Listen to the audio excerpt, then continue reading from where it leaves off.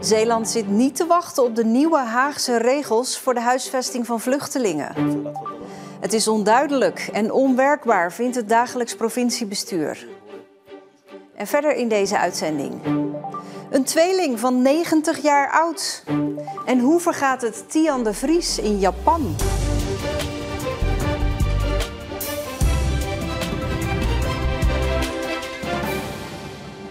Goedenavond. Het kabinet wil strengere maatregelen voor statushouders, vluchtelingen die hier mogen blijven.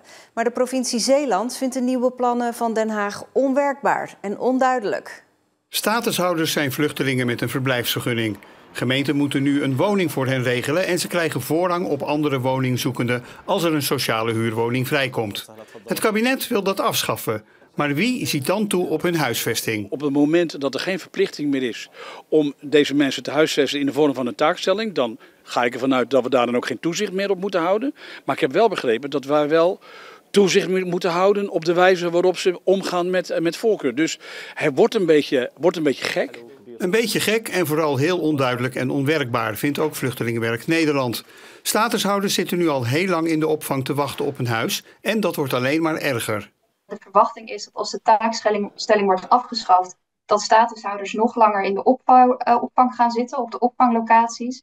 En ja, dit gaat ervoor zorgen dat ons asielsysteem verder vastloopt.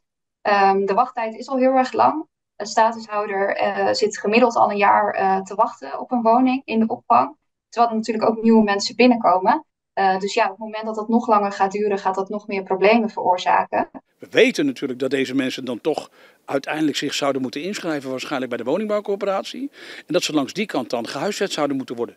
Maar hoe lastig is dat als je uit een asielzoekerscentrum vandaan komt? Het gaat om plannen van het kabinet. De Tweede Kamer moet ze nog goedkeuren. Bij mij aangeschoven, politiek verslaggever Marcel de Kranen. Ja, hoe moet je deze kabinetsplannen nou duiden, Marcel? Ja, het is een beetje inconsequent, want als overheid zeg je eigenlijk beste vluchteling, u mag hier komen, u mag hier wonen, maar we gaan helemaal niets voor u regelen. Van het kabinet is het ook een beetje stoeldoenerij, zo van we doen echt wel wat om minder vluchtelingen, om minder mensen hier te krijgen. Maar ja, het gaat hier om statushouders, die zijn hier al, dus regel er dan wat voor. Ja, en dan vindt PVV-leider Wilders het ook allemaal nog niet streng genoeg. Hij wil nog verder gaan. Ja, Wilders kwam deze week met zijn 10-puntenplan. Daar hoort onder andere bij mensen echt stoppen aan de grens, mensen terugsturen. Ja, het is de vraag of dat juridisch allemaal kan, want je bent als Nederland natuurlijk wel gebonden aan internationale verdragen. Maar goed, in Duitsland en Oostenrijk bestaan ook zulke plannen om dat te doen. Volgende week wordt er verder over gepraat en dat kan eigenlijk nog wel spannend worden, want ja, het woord kabinetscrisis is al genoemd. Ja, hoe dan ook, voor de provincie Zeeland wordt het er niet duidelijker op allemaal. Dat klopt. Dankjewel, Marcel. Deel 2 van The Passion was gisteravond, met nog altijd Zeeland als decor. De gemeente Sluis deze keer. In Groede was een kijkavond georganiseerd op een van de plekken die als decor diende voor het hemelvaartsverhaal. En er bleek genoeg animo te zijn om de hemelvaarteditie van The Passion op een groot scherm te kijken in de Grote Kerk. We hadden aanvankelijk gedacht dat er maar een man of 50 zouden komen toen we dit hadden opgestart. Maar nu zitten we al gewoon bijna op 150 man vanavond. We hebben gewoon een hele volle kerk. Hoe geweldig is dat? Tijdens de uitzending kwamen de herkenbare plekken langs. De molen van Schoondijken, de Grote Kerk in Groede en het strandpaviljoen in Breskens. Het regent harder dan de grond aan kan. Harder dan ik hebben kan. En achteraf waren de reacties uitermate positief. Het was volledig en compleet en ontzettend fijn om dit zo in deze kerk mee te maken. Ik vond het heel mooi. Zeker omdat het in je eigen dorp is opgenomen, vond ik echt bijzonder. Mocht je deze West-Zeeuws-Vlaamse versie van The Passion hebben gemist, je kunt het nog terugkijken op NPO Start.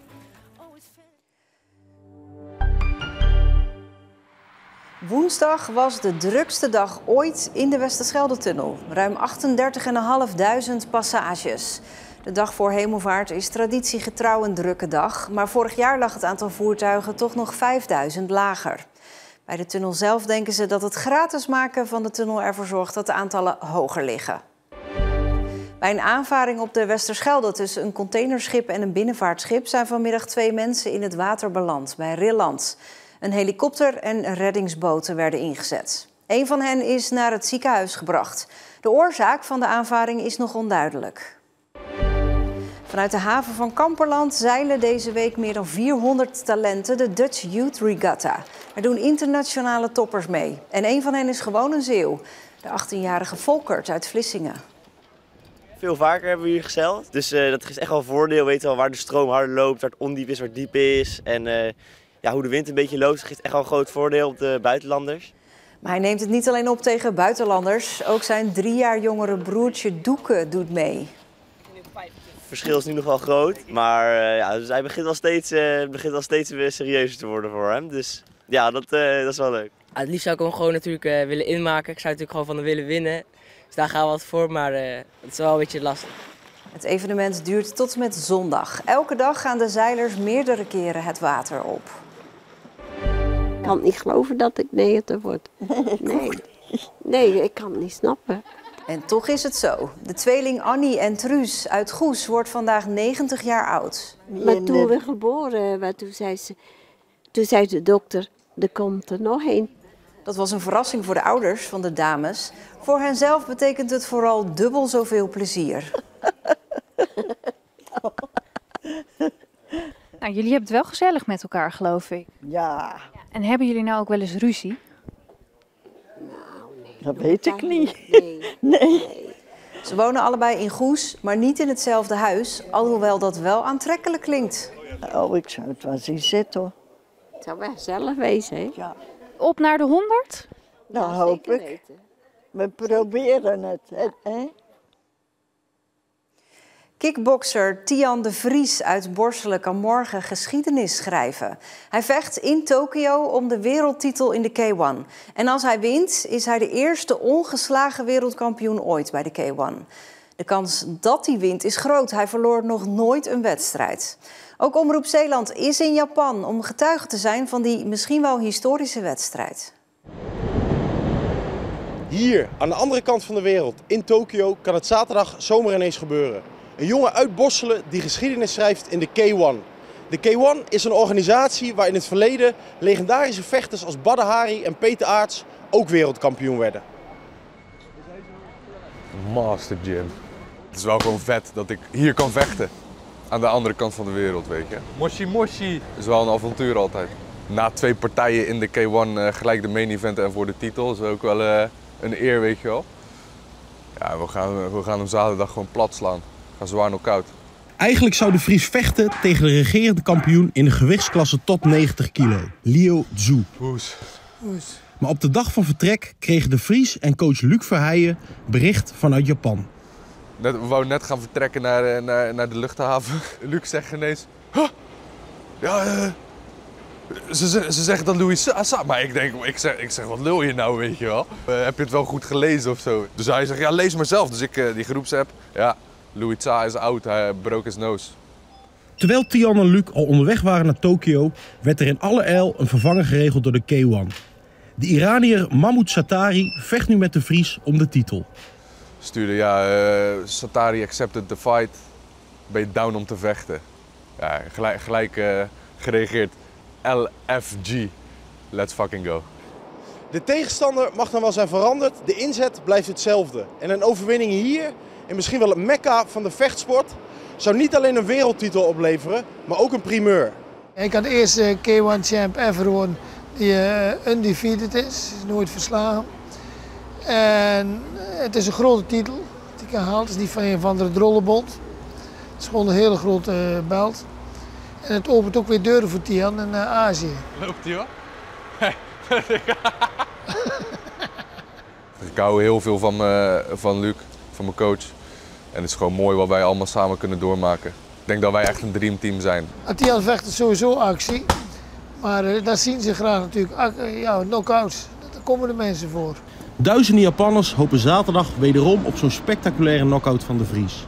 Voor de pas 24-jarige kickbokser uit Borselen zou het een heel speciale overwinning zijn.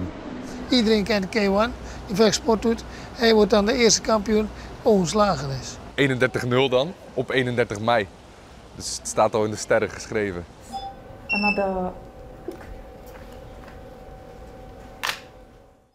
Tian de Vries vecht zijn wedstrijd morgenmiddag rond 12:30 Nederlandse tijd. Hou onze app in de gaten voor de uitslag. De dag begon op veel plaatsen bewolkt, maar het was wel overal droog. In de loop van de dag kwam de zon erbij en steeg de temperatuur naar 19 tot 23 graden. Morgen wordt het zomers warm en is er veel zon en weinig wind. Het kan een beetje benauwd aanvoelen. Zondag wordt het alweer koeler. En tot slot, vannacht en morgen een bijzonder transport over de Westerschelde. Er vaart een deel van een tunnel langs. Een soort bak, 160 meter lang. Hij drijft. Het is een onderdeel van de nieuwe Scheldetunnel bij Antwerpen. Op onze site zie je hoe laat die ongeveer verwacht wordt, mocht je een kijkje willen nemen. En daarmee zijn we aan het einde van deze Zeeland Nu. Fijne avond en een heel goed weekend.